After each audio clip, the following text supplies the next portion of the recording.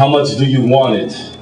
Do you need it, have it, got to have it, then still it's anthem from a Holy Ghost, a roller coaster ride, take a hold of it, beat your chest until your heart mutate into it, make sense of it, do you understand it, do you feel it, it's guilt when you spit it, piss it, it's living breath with blood coming out of your rectum, feel it, the rape of its metaphors, it's painful, it's suspense crossing life and death with your lips flipping flat lines of melodies, breaking backbones of time to beat you so you can sweat its impulse running through your veins like keynotes, choke the inspiration out of your trebles to cleft the Coltrane bass to it. Don't act like you have it. Suck its urge out of a syringe to overdose the norm with your life experiences. Don't fake it with the word revolution to embrace it with your face held up high, but get it while you can. Slam jam the national butt cheeks of its microphone by stroking it with the back shots of your vocal cords. Play its love. Shakespeare its death with O.J. Simpson's gloves. Suffocate for its pop lock. Do the break dance if you're late for its coming. Felt how its children felt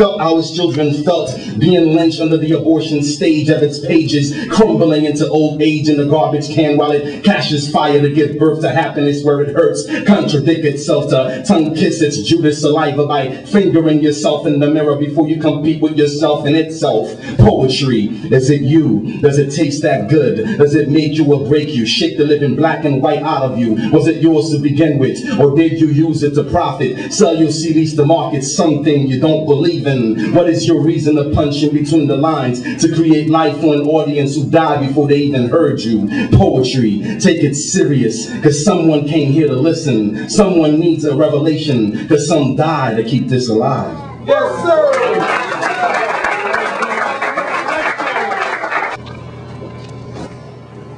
When you're dead, you're in the state of sleep, I said. When you're dead, you're in the state of sleep, I said. Shake this Mother Earth, examine her womb, cause she wants to give birth to the dead. The Pinedo ashes wanna sprinkle some salsa in this chocolatino, so when Che Guevara awake, Nat Turner will be lieutenant of this gorilla zombie. All hell will break loose, but with so many snakes in public CNN, the revolution won't be televised. The people are screaming for peace, so maybe Mother Teresa and Gandhi might be awakened, but nah, let's not consider it. Let the earth release the beast they call Shaka so we can shock the remaining African blood in your identity crisis. You, too curly for black. You, too Afrocentric for the voodoo side of you. I want to awake the dead. Bring back Harriet Tubman with a shotgun so she can blast at these ignorant niggas who have no respect for their hardworking mothers, daughters they call them bitches. Season the dust with abracadabra. Toast on this jerk chicken to get just to awake Tito Puente, Bob Marley, and Bookman, cause we need experienced drummers for this fight. Needs a glory dance to unite the people. I might have to awake Dr. King, cause a million men marching is not enough to get this reparation tax free. I want to awake the dead, bring back the old Malcolm and Huey Newton by any means, cause an educated brother is more likely to be a threat when he knows where the aim is gun at. Let's sound the drums, capoeira this ceremony with every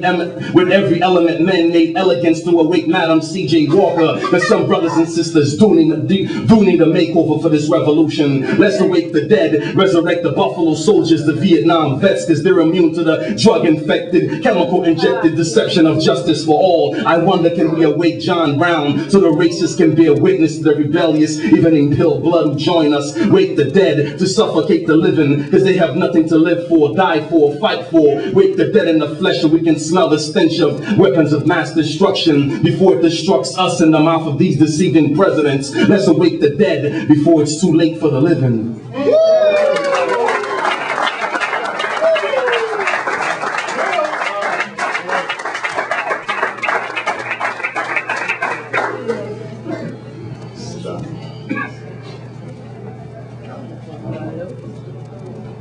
I watched my brothers hate my Jesus like he was the one that used the Bible to enslave them. I watched my brothers hate my Jesus like he was born in Europe and the town of Bethlehem was in England. And Mary was this young, irrational, disobedient, subject to temptation, vulnerable, sexually frustrated cowgirl who just couldn't get none, even from her own husband Joseph, until finally God had to step down out of heaven to impregnate her sorrows that would give birth to my Jesus. I watched my brothers hate as if he was the one who gave them permission to demoralize our women's sneak behind their white wives to rape our great-great-grandmothers, and so they twisted the Messiah into a joke on Jesus Christ Superstar, calling him gay for hanging out with 12 disciples. My brothers hate my Jesus because he's no longer made out of wool hair but blue eyes and a KKK robe, lynching us, disfiguring what they already call a Sambo by name, Emmett Till, as if Jesus was the pigs he sent the demons into now, dressed in blue with crooked badges. Did Jesus give us 41 shots and thought 50 shots before his wedding in Queens, New York is the number he had in mind? Did he design the prison system to cage us like dogs we are? They say my brothers hate my Jesus because of his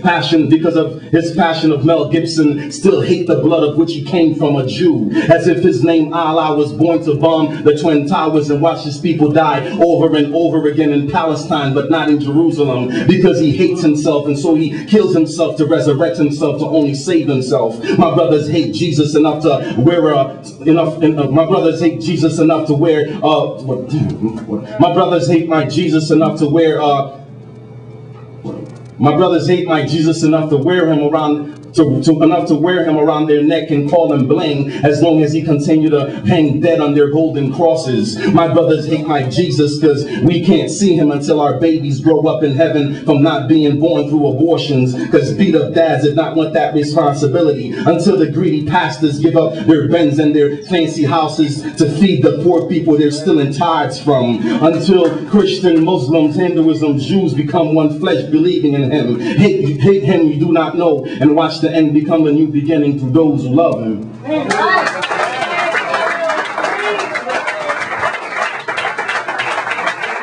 Backseat of my Jeep, let's swing an episode with a white girl, that is, and she becomes a nigga lover you, star spangled, Mandingo. Her back she carries his name tattooed with permanent scars of his fingerprint, smacking that ass her father never knew who her lover might be. Semen of the possessed demons of a nigga boy all over her pale face. She would give him some more, a nigga lover you, but it was different now, she said, without the laws of Jim Crow. She stuck her feet up into the sky and told him to dig deep into her uterus, the bitch she will become after he leaves to laugh and talk about the way he made her scream to his boys. Backseat of my Jeep, let's swing an episode. After his great-grandfather was sold as a slave at the auction block, he had dreams of being with a white girl. Her hope was filled even when his loss of hope, for the word men can never be the first thing to describe him, this nigga boy. She thought we'll understand her Harriet Beecher Stowe can tongue kiss the world goodbye inside his Uncle Tom cabin. He drove that boat inside her river Nile until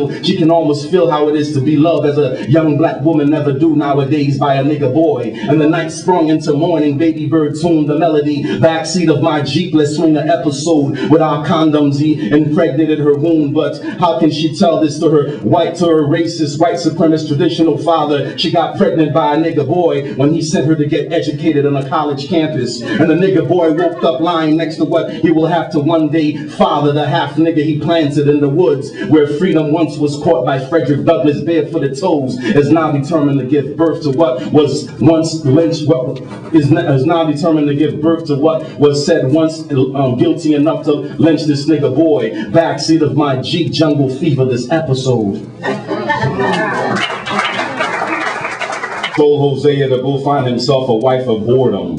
A whore, that is. A Mary Magdalene, a belly dancer, booty popping for pimps and rappers, the type you can call bitch and get away with saying it, a superhead or a goody two-shoe, amen, shouting hypocritical female dog licking the pastor's toes in a Bible class. Hosea was in search of a crackhead prostitute, a New Jack City pookie female version that would do anything to get a piece of that coke, a Marilyn Monroe, a Viva Las Vegas corner slut. Let's throw beads on her so she can flash me some of that milk producing New Orleans Mardi Gras, juggle a breast strap, her in a thong, a G-string, Memorial Day, Miami freak, Nick, poke her up the butt, one in the pink, two in the state, dipset type of wife, the type that a high school football team can run a train on. She would have to be trained from birth, listening to Shake That Ass, Show Me What You Got. She would have to know how to grind, do the butterfly, do the Dutzy wine. God told Hosea to go find himself a wife of boredom, one that can let R. Kelly piss on her face and still buy his latest album, one that likes booty calls, gold gold digging, wanna be on top of the food chain, Monica Lewinsky type of wife. Hosea needs to find a so seductive, promiscuous girl who still thinks she's a virgin Madonna, a Barbie, lean machine, Atkins, South Beach diet, infatuated, Venus Hottentot, eye-popping, neck-breaking, a voulez-vous coucher avec moi ce soir if you down with a ménage à trois type of wife. God watches Solomon turn his back on him because of these women. God watched David send his general to die so he can be with the general's wife type of women. God watched Samson give up his dreads because of one. But God told Hosea to go find himself a wife of whoredom, one that would produce all of the characteristics of these women spoken of. But the funny thing is, that wife of whoredom is the church, and you can find what Hosea was looking for on every bench, on every altar, in the lusty eyes of a pastor, and the deacon's pride to be on top, riding the people of God like pimps for the dollar they call tithing. God told himself to go find him. God told Hosea to go find himself a wife of whoredom, one that signifies the state of our churches today.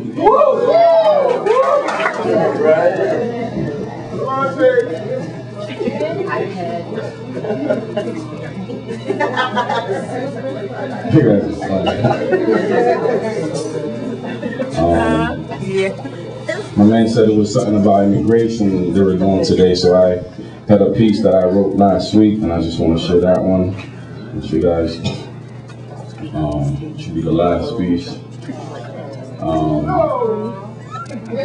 Oh, I can keep going? I got another piece in there. All right. My mother sold the penny she had on to put food on the table in Haiti. My father was never present. He thought she was Dominican, hence why I'm here. Never thought he would fall in love with the side of the country most of his people was thought to hate so much, hence why I'm here. Son of a Spanish Romeo, son of a Haitian Eve, that mother twins in her room, but she said I ate my twin at birth, because she would have probably betrayed us like Esau, be a spy for the Dominican government, teach them how to kill another 40,000 Haitians because of their Shaka Zulu color, and so my mother said I ate her in the womb because they kept that in silence. One island, two languages. Some claim they're just Spanish, but you can smell the Haitian voodoo in their habichuela. Some claim they're just Haitian, but you can bachata in their compa. Hence why I'm here, split in half with culture and that which can hate. But he said he was just American, this smut I was when asked about his birthplace. On the flip side, she would say she's just Spanish and Indian when asked about the history of her birthplace. One island, two languages, connected like iron steels that shackle the slaves mentally to keep his taste for beauty, only blue eyes and blonde hair. My mother's side of the family said don't marry a Dominican, they're just bitches. And her side of the family said he's not light skinned enough, besides he can barely speak Spanish. And I watched others claim they're Jamaicans, Africans, African Americans, but never claim they're Haitians. And I watched others claim they're Spanish, Indian, but don't know where they got that Venus Hottentot ass from. My mother sold the panties she had on just to have enough to teach us that love is one heart connected by two who never thought he or she had one, but after simplified the math, we need each other to stay alive. So the history professor said you divide people by language and by burning their books. One island, one people, slave under the same language they claim their own. One history, one Africa, raped by Columbus from the back while Napoleon was getting his nuts sucked to give birth to us so we can kill each other. One island, two languages.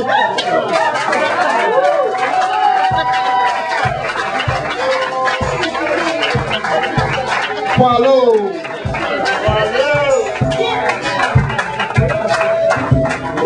All right.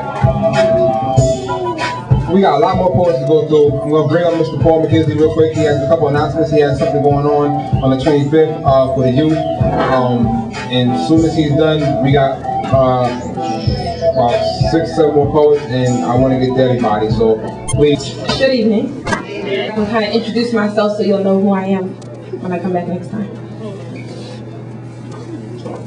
I'm Brenda's child, inside and out. See, she died when I was 4, but her memory lives on in me. So much that at times I feel I'm doomed to repeat her destiny. It's scary that she died at 23 because that's just a few years younger than me. Breast cancer was the culprit that took her away, you see, but it's her memory that lives on in me. See, it's more than just her physical features. It's what my grandmother told me when she said I had her ways, her love of art and how she moves, her desire to just want to take care of others. So much that at times she ignored her own health. My mother put everyone she loved before herself. And when I came of age and was trying to discover me and my confusion, I had to recall her memory, and now I have Brenda's child tattooed on me, because that's me. At times I'm hurt that she's not here to see what I've become, and I know she would have been the best grandmother to my son.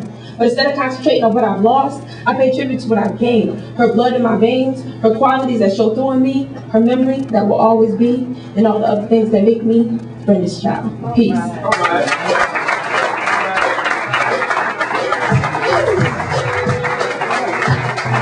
About, me and my grandfather having a conversation, basically, and he basically talking to me. So I took a trip to the country to visit my granddaddy. Grandpa sat next to me and spoke to me softly. He said, Grammy, what happening to you in the country? Tell me, what is going on with the youth of our blessed land? Because I see ignorance and illiteracy, teen pregnancy, AIDS, and HIV, youth imitating important things, behaving like thugs and turning to drugs, forgetting the struggle of our ancestors. So tell me, what is going on in our country? Youth now rise up, time to build and shape your destiny.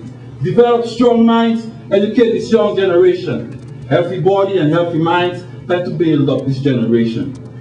Look to the past for inspiration, because you can't build a house with no foundation. Teach you about our heroes, our leaders, artists, politicians, trade union leaders, maroons, scholars, and courage chiefs. Knowledge is power, ignorance is bliss. Time for justice, equality, and peace. Know yourself, youth, and listen to this. The time for action is really now. So don't just sit around and ask me how. Because this is the time that we should realize what we'll achieve if we organize. There's time to make things real positive in our country, ourselves, our blood. We all do believe. Teach the youth about Emperor Haile Selassie, Marcus Garvey. People without knowledge of his past is like a rootless tree. You got it. Yeah. Nelson Mandela, who fight apartheid in Africa. Martin Luther King, the man with the dream. How you doing, everybody? What was I gonna say? I just moved. I don't know where my poetry book is, so I'm just gonna do this piece. She was none of these, so. All right, here we go. Orange sunshine, you dance through my mind like flames on candlesticks. From behind the horizon, you crept while I slept. Your brilliant hues of golden, orange, and tangerine tiptoe through my window and caresses the lids of my eyes with the warmth of your luminous glow. Your orange silhouette marches across the ocean like numerous spackles of paint. Orange sunshine, you leave me mystified. As for your return, I wait. Sometimes I see the sunshine as orange. Okay, that's your cue for next time. All right, so here we go. Orange sunshine, you dance through my mind like flames on candlesticks. I slept your brilliant hues of golden, orange, and tangerine tiptoe through my window and caresses the lids of my eyes with the warmth of your luminous glow. Your orange silhouette marches across the ocean like numerous spackles of paint. Orange sunshine, you leave me mystified. As for your return, I await. Sometimes I see the sunshine as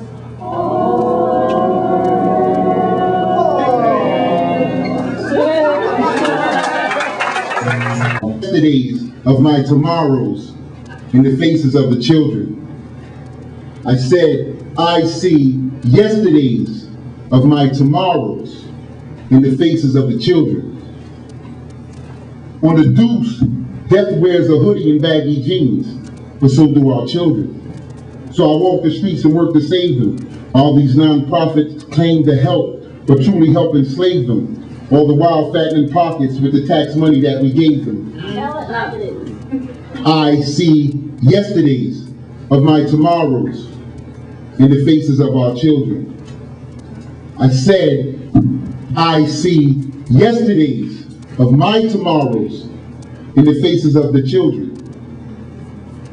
As I strive to be a beacon of light for my seeds, I fear that my shine is growing dimmer. And as I fight to maintain that light and return it to the glory of day, I am hard-pressed to recreate it, for all I'm left to work with is a glimmer. Yet I know as long as there's Godlight in my children's future, that my works are not in vain. So I tell them, as long as you respect the light on the nice days, then it'll help them through the rain.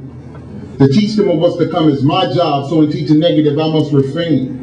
But I'm fighting perpetual pens in white hands that makes lies seem true. So it must be taught again and again. For I am the sons of gods and goddesses. I am that which I am. Descended from Adam, the first human. I walked through the space of times past to recreate a legacy so great that their lives will not survive the blast. Because you see, like Bush, y'all, my job is to drop bombs. But while his destroy, my explosions bring forth the gift of critical thought. For I am the son of the God who has a name. And though you can't recall it now, it still remains the same. Just as you and I remain in this light, and the dread of this existence doesn't end until the prodigal son returns to fight. Thank you. Yes.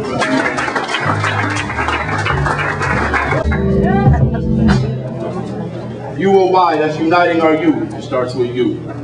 I heard a lot of different conversations on many different topics, but they all come back to one thing, and that's about trying to reach a higher quality of life and get through this oppression that we're under in America. We as black folks in America, in New Haven, we're being put to the test. Our backs are against the wall.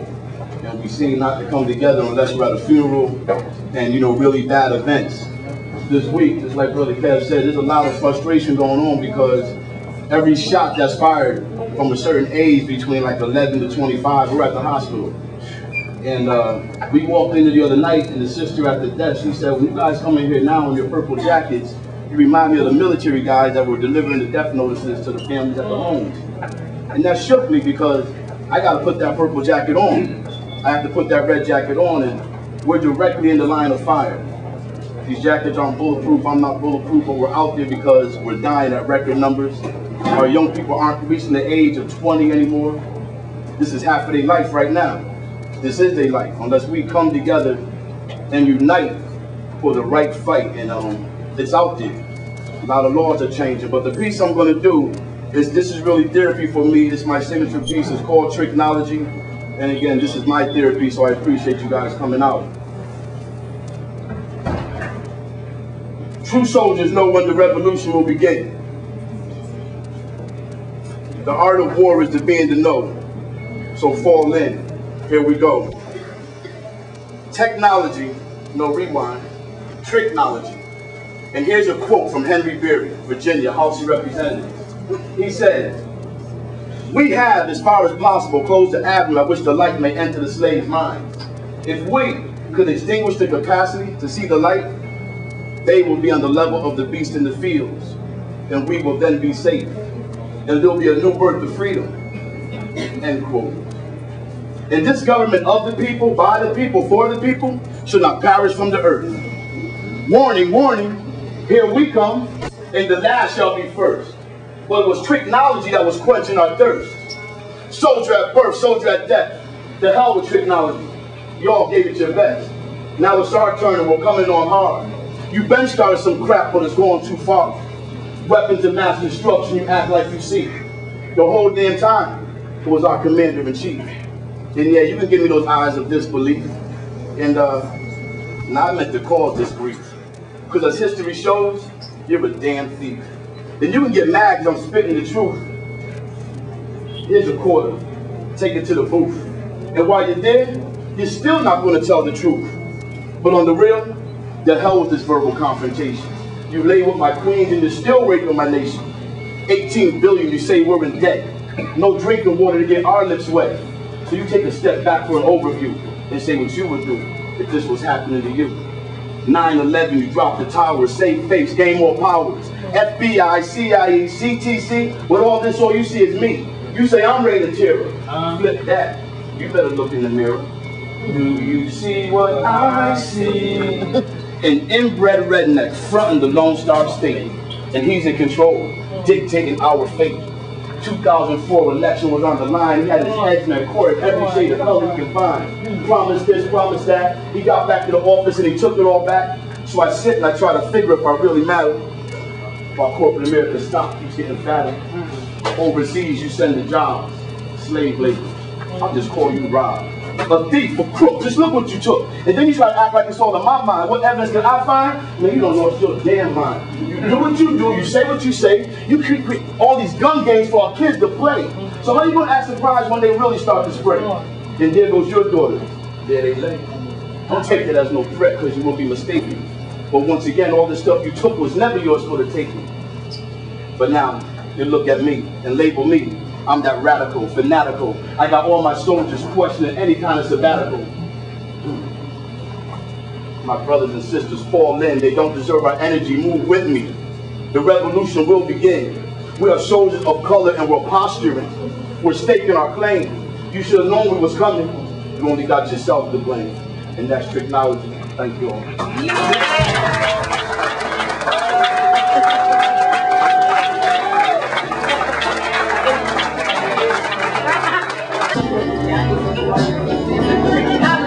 Together again for bless.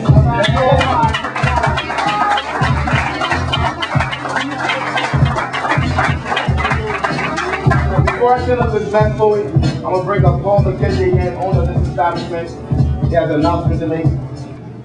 Immigration is the theme tonight. This is about a little bit of immigration here. My life is about music, love, laughter, and joy, anger, and frustration.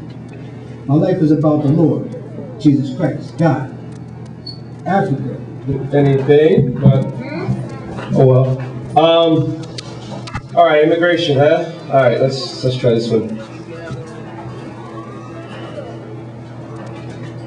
I've never done this one before, so I might mess up. That's all right.